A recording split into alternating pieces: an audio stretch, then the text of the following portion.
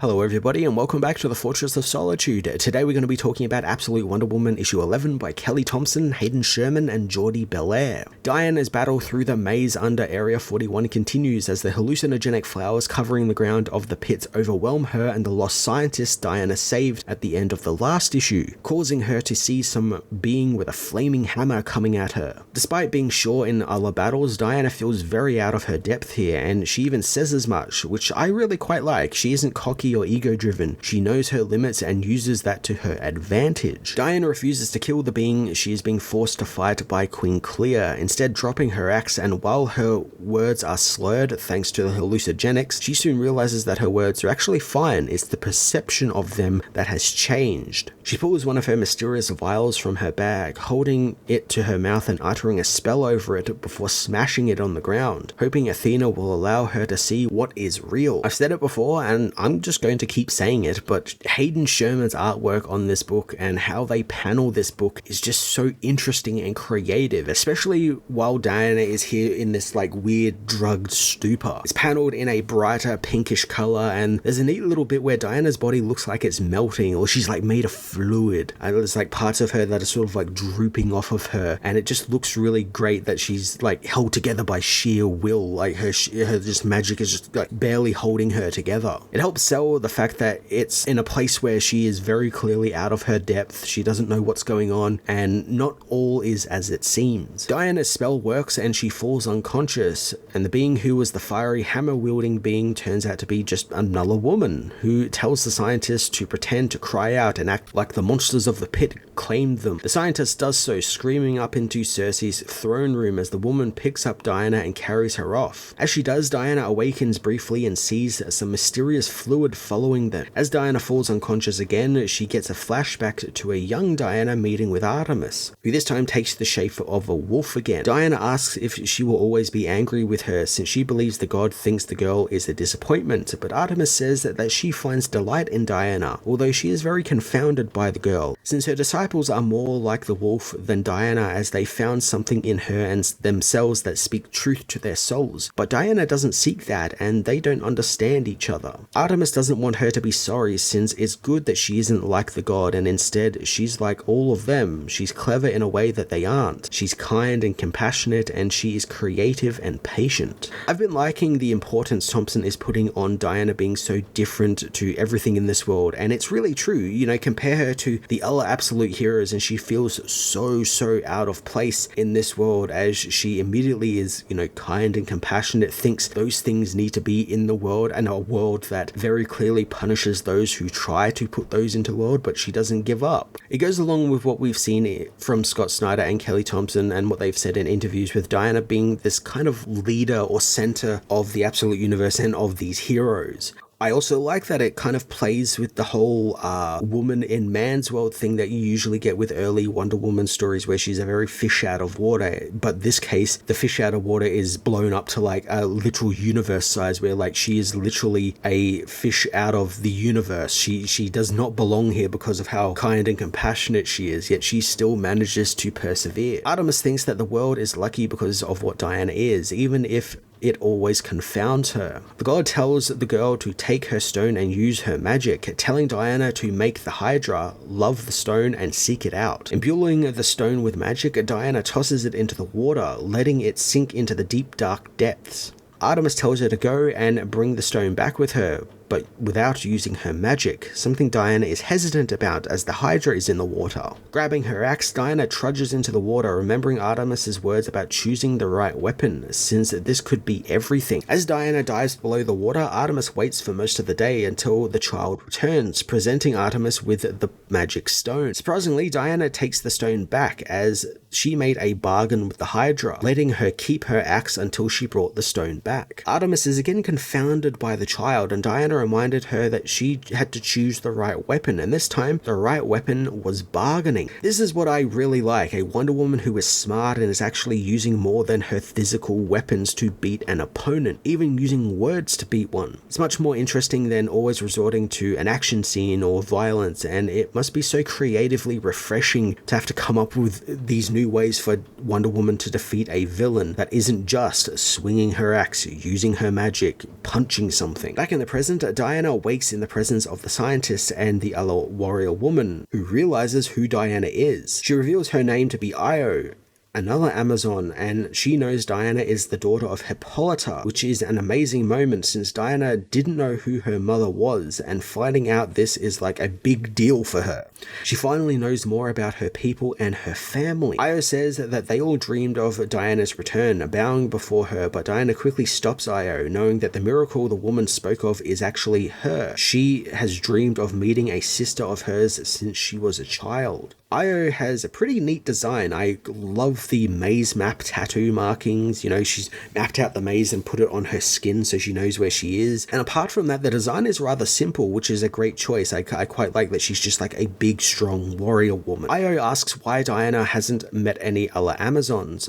So Diana tells her about her life in hell and how she broke free and came to Gateway City trying to help humanity and search for Themyscira. Diana notes Io's map maze tattoo, learning that Io thought she died on an ancient battlefield, but she woke up in the maze, and then not long after, humanity found the maze, and the conditions did not improve. Diana wishes to see what she means, but they must be quick since her new friend Ferdinand is still above them with Clea and needs their help. There's so many little things in this sequence that intrigue me, like Io making a note to put some emphasis on Cersei's name in a way that makes me feel that she is confused as to why she is helping Diana, or that she's alive still and helping Diana. Maybe they'll learn more about Cersei and what her role with the Amazons is before Diana came about, and I hope we do. Like, her little stories we get cut back to every so often after, especially learning that she was going to stay on, because I was sure that there was going to be some sort of sacrifice play there with Cersei in order to get Diana to man's world, but I like that she stayed around and we get to see more of her, and hopefully Io sort of mentioning her here is them building towards maybe her playing a bigger part in Themyscira's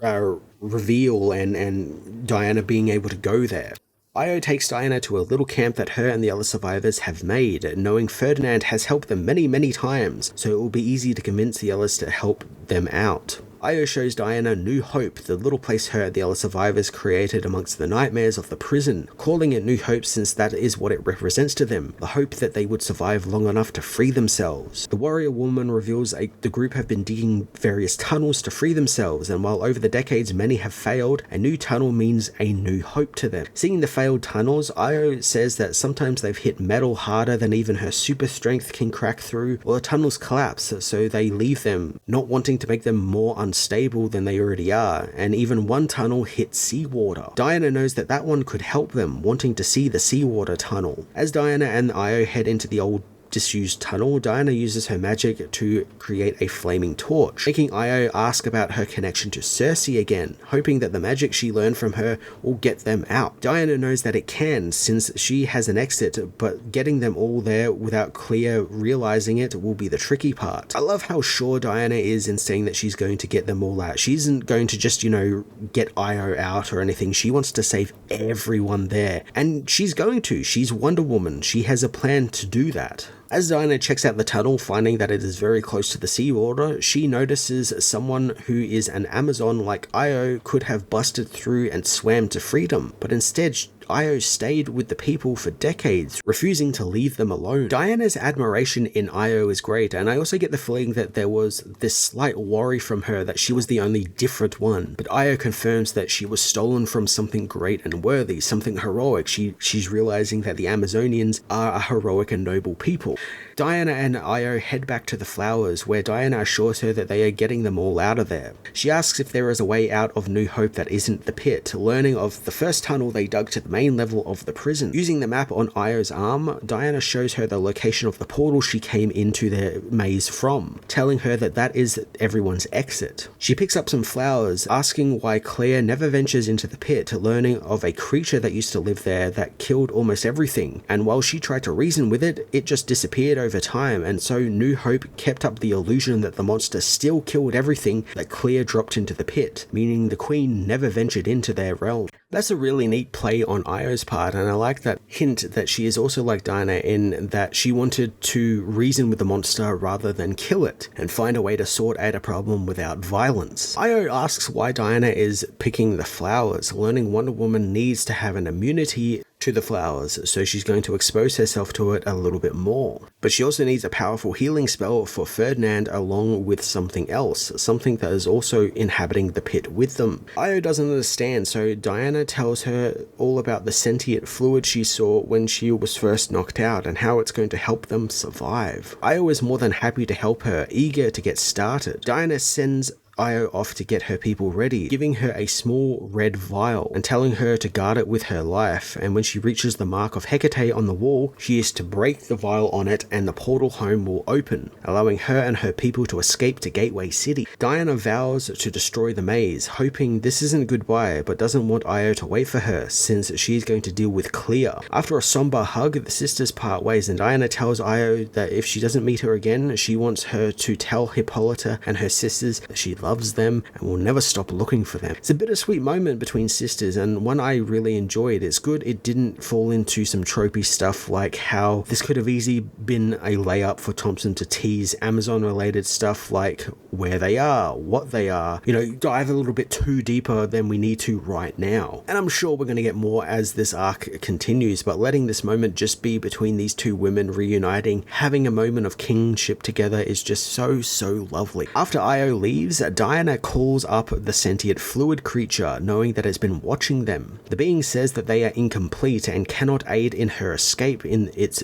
current condition, but Diana makes a bargain with it, offering to complete the being, believing that she knows the real truth behind the creature, wanting it to pay attention since this will happen quite fast. Diana leaps up from the pit into Clea's throne room, tossing a green healing vial at the captured Ferdinand, healing the Minotaur of his wounds, allowing him to snap out of his chains. Ferdinand agrees to help Diana, attacking the fisherman as Diana tells him not to toss anything into the pit. Diana meanwhile confronts Clea, who slashes her across her face with her spear. As Diana defends herself against the queen, she remembers how Ferdinand and Io both called Clea mad with power, her mind not all her own, and it's something Diana is counting on. She blocks the spear with her gauntlet, telling Clea that while she is a match for many things in the maze, Wonder Woman is not one of them. Clea becomes enraged and violently attacks Diana, slamming her against the maze wall and socking her in the stomach. Because of this, Diana thinks that she underestimated Clea, although she knows the woman didn't become the ruler of the maze without any sort of power. Diana tries to bargain again, having to offer Clea a way out, but that just angers her more, with Clea ramming her spear into Diana's chest, demanding to know where the Siren has been taken. Speaking of the Siren, it's kind of been a whole issue since we got back to check in on Petra and Steve and the Ellas, and we do just that as Steve and the Ellas take her to a pond close to the Heron, putting the sickly girl in the water and hoping she won't die. Despite Barbara's reservations, the plan actually works and the girl comes back to life, only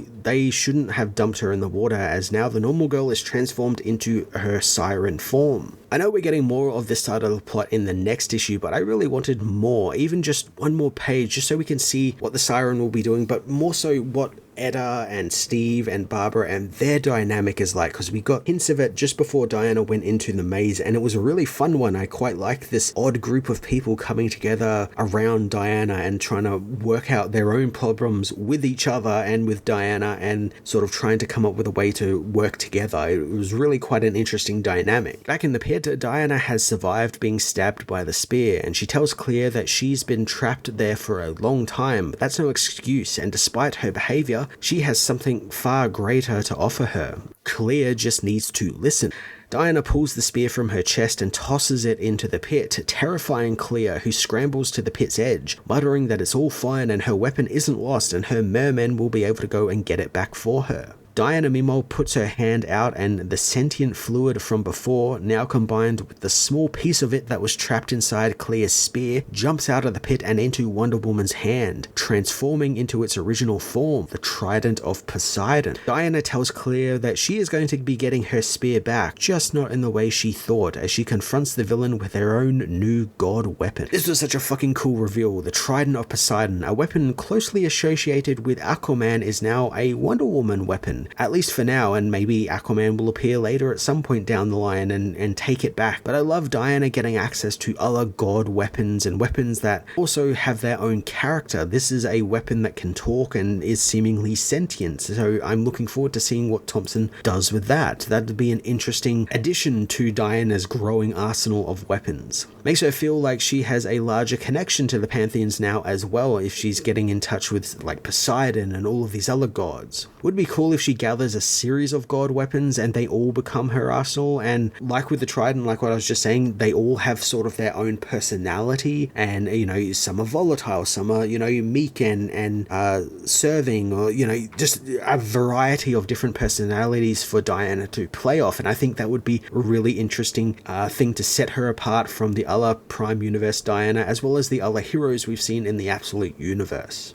Absolute Wonder Woman issue 11 was another just brilliant issue, balancing out fantastic and creative paneling and action set pieces with some more smaller character moments that continue to shine a light on just how resourceful this Diana is when it comes to combating threats, both with weapons and with her words. I adored meeting Io and how Diana got to experience it without being tied down with setting up future arcs or anything. It was just two sisters reuniting after eons of being apart, and it was fantastic. I thoroughly enjoyed that, and the hints that it threw out for Hippolyta and Themyscira, which we'll no doubt see in the coming issues. I'm going to give this issue a 9 out of 10.